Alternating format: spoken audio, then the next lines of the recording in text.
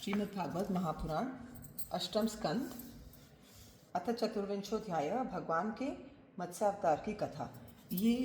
प्रथम भाग का आखिरी स्कंद का आखिरी चैप्टर है। ध्यान से सुनो सब। भगवान के मत्स्यावतार की कथा संस्कृत में। राजोवाच। भगवत् श्रोतुमिच्छामि हरेरद्भुतकर्मणा अवतार कथामात्यां माया मत्स्य विडम्बनम् यदर्थं मदधात् रूपं मात्स्यं लोकजुगप्सितं तमः प्रकृति दुर्मर्शं कर्मग्रस्त इवेश्वर एतन्नो भगवन् सर्वं यथा वक्तुमर्हसि उत्तमश्लोकचरितं सर्वलोकसुखावहम्। सूतुवाच। इत्युक्तो विष्णुरातेन भगवान् बादरायणः उवाच चरितं विष्णोर्मत्स्यरूपेण यत्कृतं। श्रीशुकवाच। गोविप्रसुरसाधूनां छन्दसामपि चेश्वर रक्षामिच्छन्स्तनूर्धत्ते धर्मस्यार्थस्य चैव हि उच्चावचेषु भूतेषु चरन् वायुरिवेश्वर नोच्चावचत्वं भजते निर्गुणत्वाद्धियो गुणैः आसीदतीतकल्पान्ते ब्राह्मो नैमित्तकोलय समुद्रोपप्लुतास्तत्र लोका भूरादयो नृप कालेनागतनिद्रस्य धातुशिशैशोर्बली मुखतो निःसृतान् वेदान् हयग्रीवोऽन्तिके हरत् ज्ञात्वा तद्दानवेन्द्रस्य हयग्रीवस्य चेष्टितं ददार शफरीरूपं भगवान् हरिरीश्वर तत्र राजर्षिः कश्चिन्नाम्ना सत्यव्रतो महान् नारायणपरो तप्यत् तपः स सलिलाशन योऽसावस्मिन् महाकल्पे तनयः स विवस्वत श्राद्धदेव इति ख्यातो मनुत्वे हरिणार्पित एकदा कृतमालायां कुर्वतो जलतर्पणं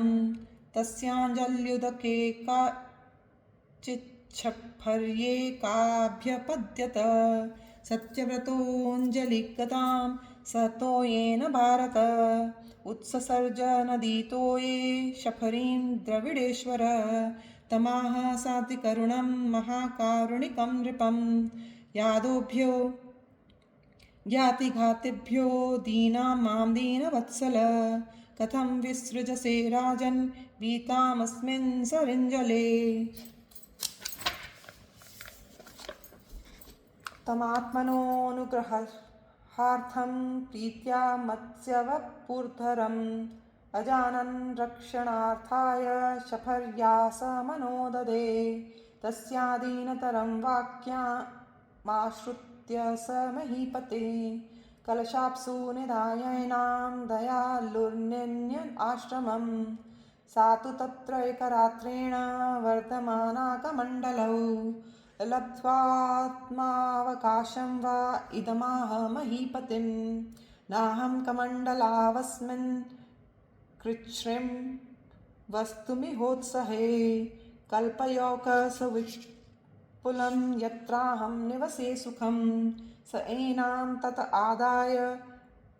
न्यधादौदञ्चनोदके तत्र क्षिप्ता मुहूर्तेन हस्तत्रयमवर्धत नम एतदलं राजन् सुखं वस्तुमुदञ्चनं पृथुदेहि पदं मुह्यं यत्त्वाहं शरणं गता तत आदाय सा राज्ञा क्षिप्ता राजन् सरोवरे तदावृत्यात्मना सोऽयं महामीनोऽन्ववर्धत नैतन्मे स्वस्तये राजन्नुदकं सलिलौकस निधेहि रक्षायोगेन हृदे मामविदासिनी इत्युक्तः सोऽनयन्मत्स्यं तत्र तत्राविदासिनी जलाशये संवितं तं समुद्रे प्राक्षिपञ्झषम् क्षिप्यमाणस्तमाहेदमिहं मां मकरादय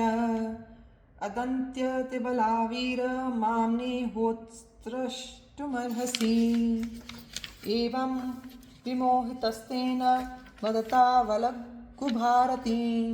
तमाह को भवान्स्मान् मत्स्यरूपेण मोहयन्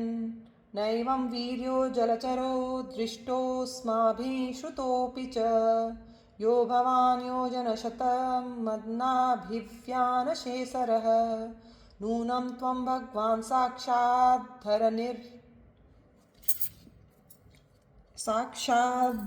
साक्षाद्धरिर्नारायणो व्यय अनुग्रहाय भूतानां दत्से रूपं जलौकसां नमस्ते पुरुषश्रेष्ठ स्थित्युत्पत्त्यप्ययेश्वर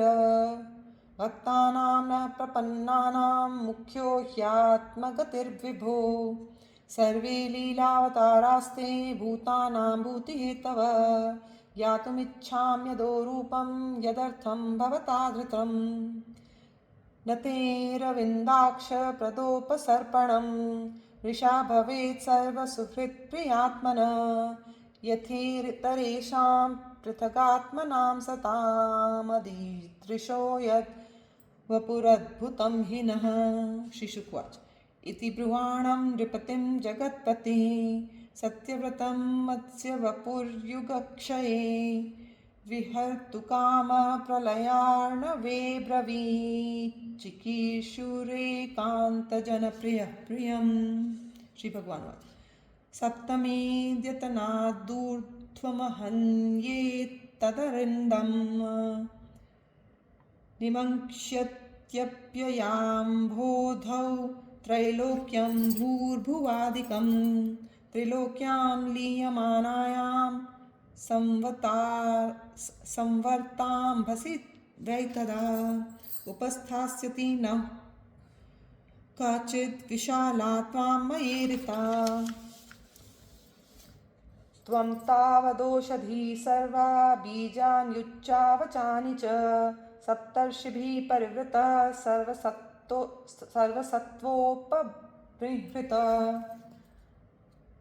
आरुह्य बृहतीं नावं विचरिष्यस्य विक्लव एकाणवे निरालोके ऋषीणामेव वर्चसा दोधूयमानां तां नावं समीरेण बलीयसा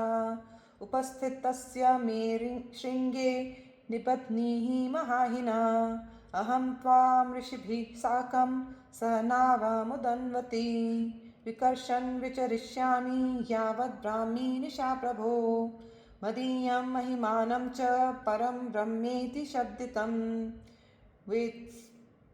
वेत्स्यन्नुगृहीतं मे सम्प्रश्ने विवृतं हृदि इत्थमादिश्य राजानां हरिरन्तरधीयत सोऽन्ववेक्षत तं कालं यं ऋषिकेश आदिशत् आस्तीर्यदर्भान् प्राक्कूलान् राजर्षि प्रागुदङ्मुखय निशसाद हरेः पादौ चिन्तयन् मत्स्यरूपिण ततः समुद्र उद्वेलः सर्वतः प्लावयन् महीन् वर्धमानो महामेघैर्वर्षद्भिः समदृश्यत ध्यायन् भगवदादेशं ददृशेनावमागतां तामारुरोह विप्रेन्द्रैरादायोषधिवीरुधः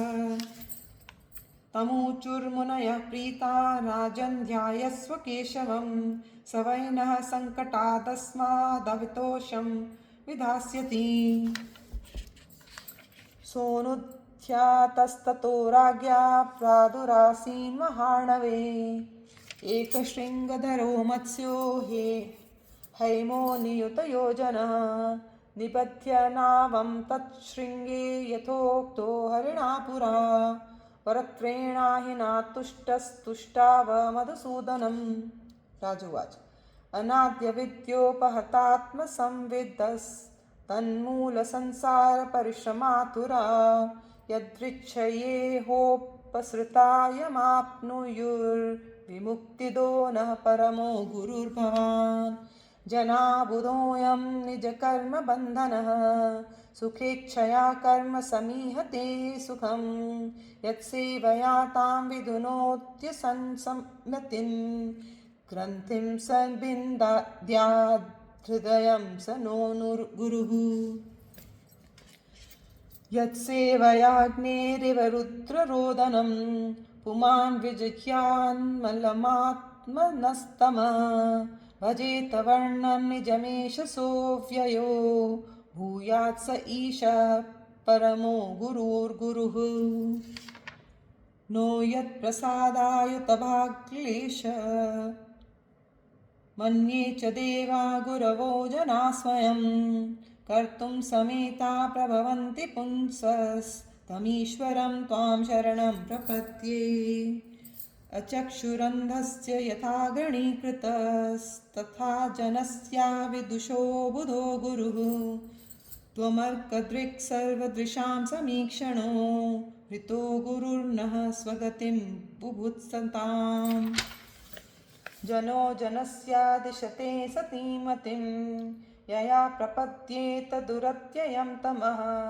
त्वं त्वव्ययं ज्ञानममोघमञ्जसा प्रपद्यते येन जनो निजं पदं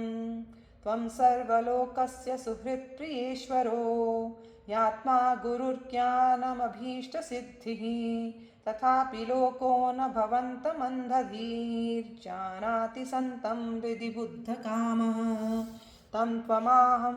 तं त्वामहं देववरं वरेण्यं प्रपद्य ईशं प्रतिबोधनाय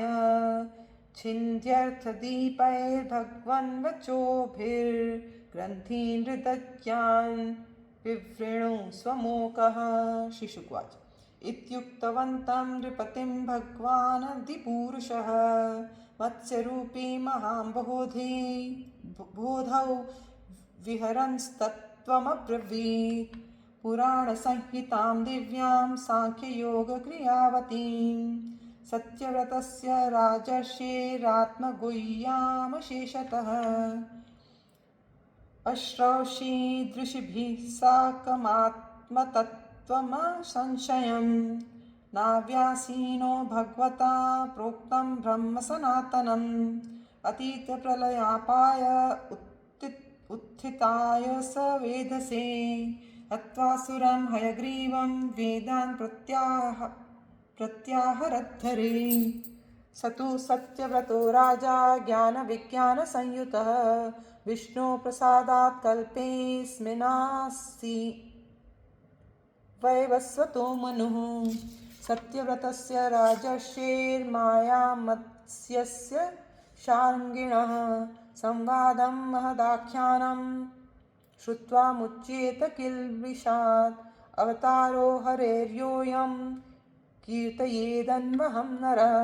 संकल्पास्तस्य सिद्ध्यन्ति स याति परमां गतिं